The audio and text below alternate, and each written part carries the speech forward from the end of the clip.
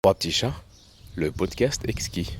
Il faut vraiment qu'on intègre ces boîtes-là. Il y en a qui sont super bien, vraiment, qui font des programmes très intéressants, qui ont une vraie volonté de changement, qui sont très engagés. Donc c'est cette voie-là qu'on devrait porter. Porter son présent, porter son combat.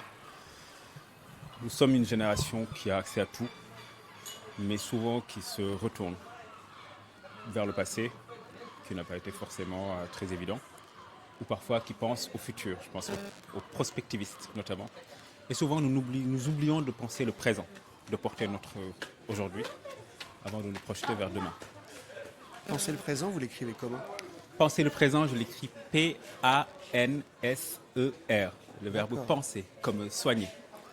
Et je me situe dans une perspective plutôt africaine, où nous faisons face à des défis, à des challenges, à des mots, M-A-U-X, mais aussi à des mots, M-O-T-E-S, qui appellent notre réflexion, qui appellent une pensée, qui appellent un devenir, mais qui appellent surtout à se poser dans le temps long et à se dire nous allons trop vite.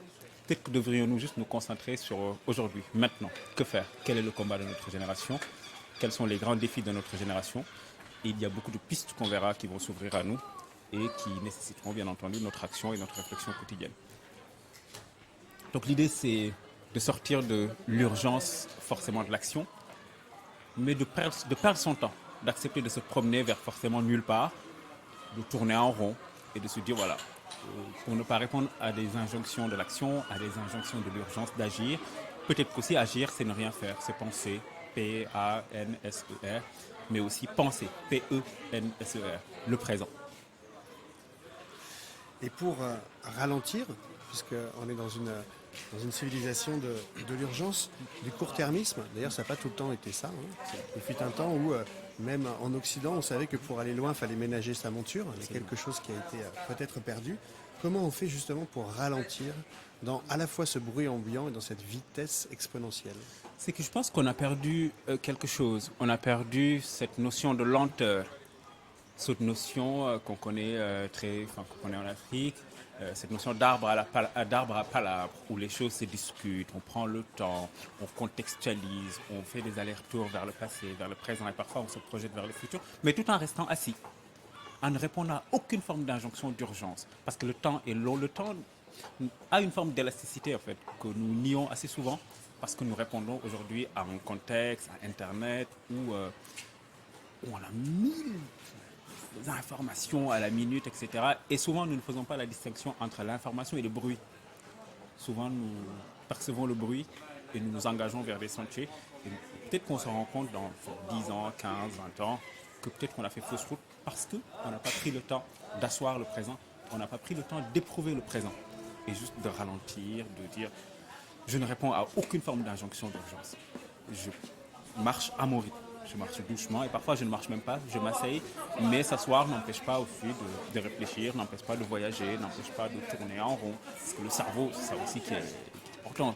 Platon parlait de soma sema, le corps étant le tombeau de l'âme. Faire voyager l'âme, faire voyager le cerveau, avoir vraiment une véritable expérience sensorielle tout en restant dans le présent assis. Et voir les choses se faire et avoir peut-être une connexion avec soi-même, avec le présent et laisser les choses se faire.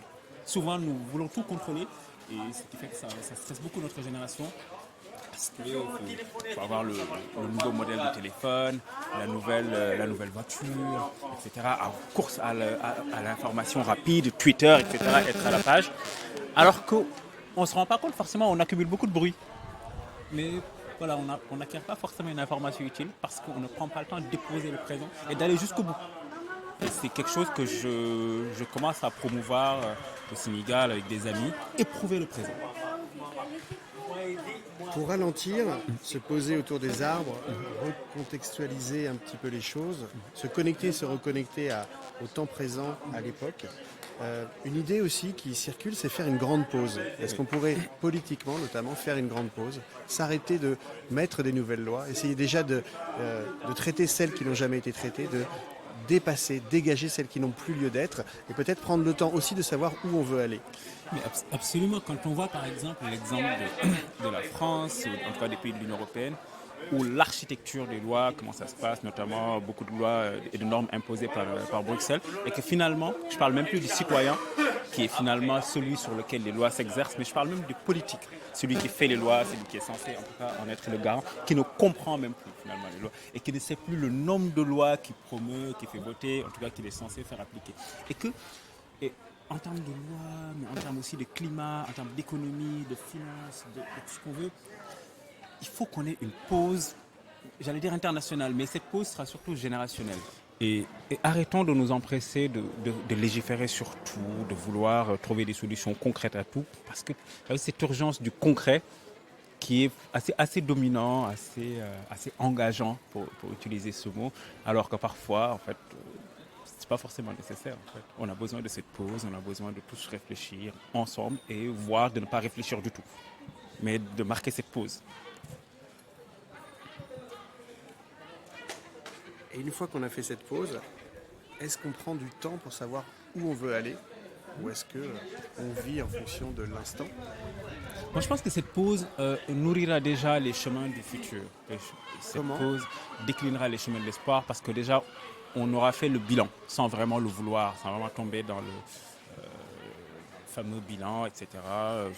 Concrètement, les actions, les indicateurs de suivi et de performance qui sont des notions absolument abominables.